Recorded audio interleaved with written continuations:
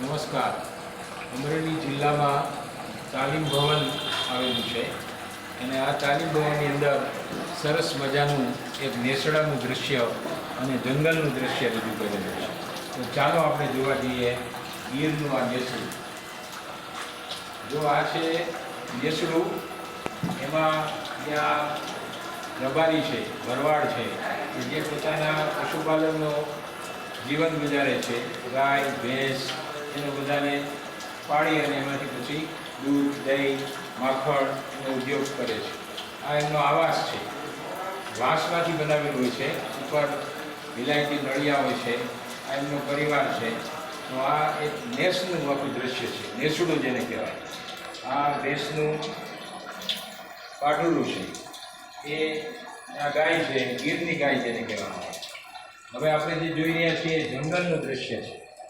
આ સાસણનું ગીર વિસ્તાર છે.